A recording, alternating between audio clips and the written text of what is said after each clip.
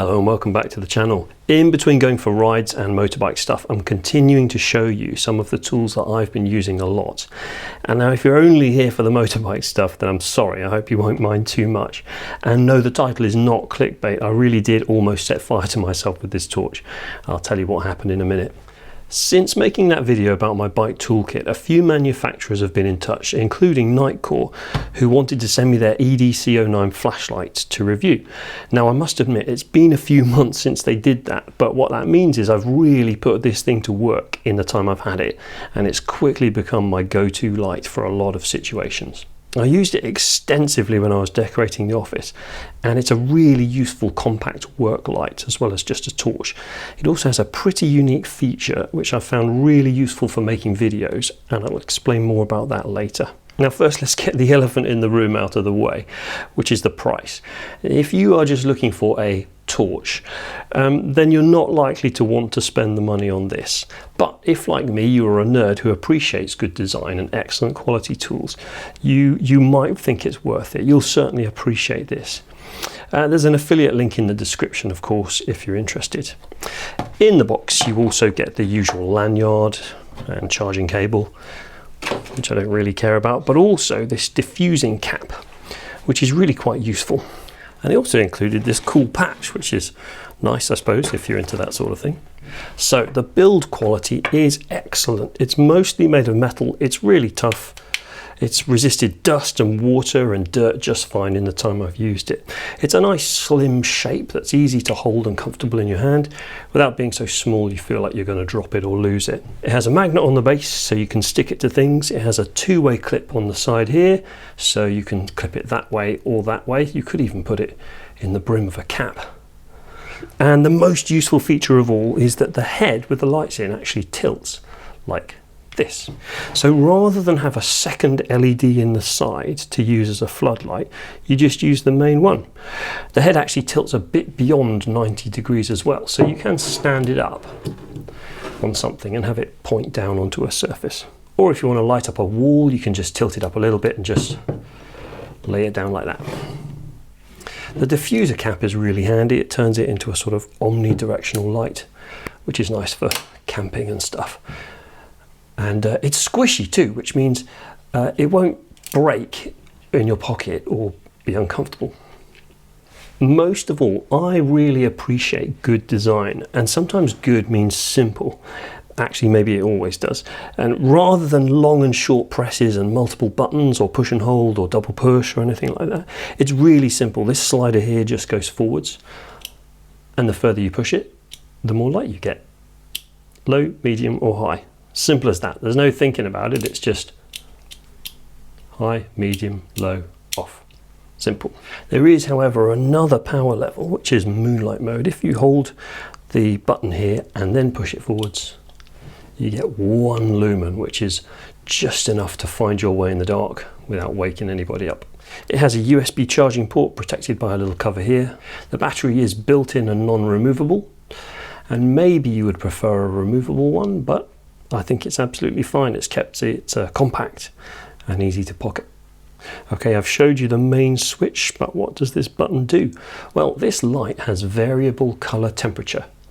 I don't know if you're into photography and video or whatnot, but different lights have different colors.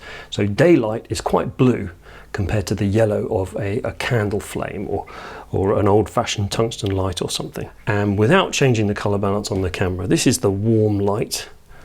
Let's give you something to look at. Here you are. So here is daylight. It's quite a blue light compared to the other. And push the button again, and we get a mixed light, medium, about 4000 Kelvin. Push it again, we get a much yellower light. And Nitecore say the reason for this is to do with applications where you need to see colour. For example, electricians who are identifying wires. There could be wires of a very similar colour, and it's important you can tell them apart. So the daylight setting, here it is, has the maximum what we call CRI, colour rendering index, which means it's got the most colour information in the rainbow of light that this is producing, which means you can see different shades of colour.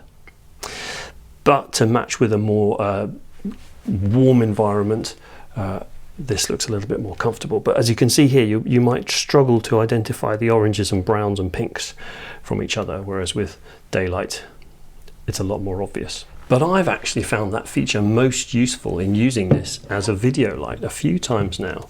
I've needed a little extra something to light up something I'm looking at, and you could just shine this from the side and either match the colour to the studio or provide a different colour for contrast. As a photographer in my camera bag, that would have been really handy. I definitely would have wanted one of them. All right, let's talk power.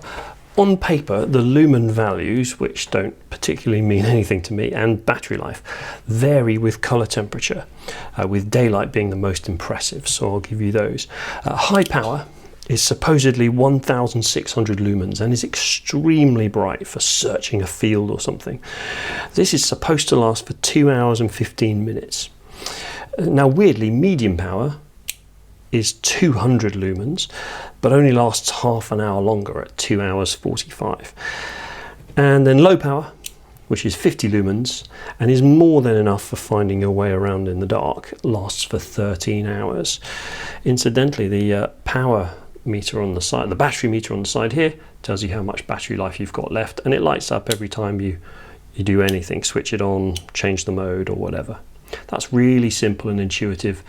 It doesn't need you to memorize any colors or flashes or anything like that. But there is that one more hidden power level. If you push the button and switch it on, you get moonlight mode, which is 1 lumen, which looks like nothing at all here, but in a really darkened room or at night, it is enough to see your way around. And that should last for 250 hours, which is over 10 days. Now, I mentioned once before that these kind of tactile controls are quite fun to play with and fiddle with, but I do have to warn you now from my experience not to accidentally turn on such a powerful energy source as this in your pocket. I was at work one morning and I went down in the lift to the storeroom to get some books, and I happened to have this in my pocket, so I used it to find my way around rather than switching on the lights. And I picked up a big heavy stack of books and put this in my pocket. I went up in the lift and then I noticed a sort of a wisp of smoke rising up past my face, and I looked down and saw a light on the wall of the lift. And you know when that happens, you think, oh, I've left the torch on my phone or something, and then I realized, oh, I've left the torch on in my pocket. I don't know how I did it. I must have been fiddling with it, because I wouldn't have put it in my pocket on full power. That would have been ridiculous. But within a few seconds I thought to myself, well, if the torch is on in my pocket, how am I seeing it on the wall? Well, and the answer is this. I mean, I'm not gonna I mean, that would be the definition of foolishness to reenact the exact situation, but yeah, easily powerful enough to burn and melt a hole in your fleece, so just be careful. In conclusion then, this is an excellent flashlight, but is it worth the money? Well, if you are just looking for a torch, like I said, then no, certainly not. But to the right enthusiast, someone who appreciates good design and investing in good tools, probably. Certainly as a photographer or videographer, this deserves a place in a camera bag. It's also just a great portable work light. Obviously we've got bigger lights like this to use in the workshop, and that's great. But in a mobile toolkit, or to use in a pinch around someone's house to show what you're doing or mount it in various ways, this is really handy. Okay, I hope that was helpful. Thanks again for watching, and I'll see you on the next one. Bye.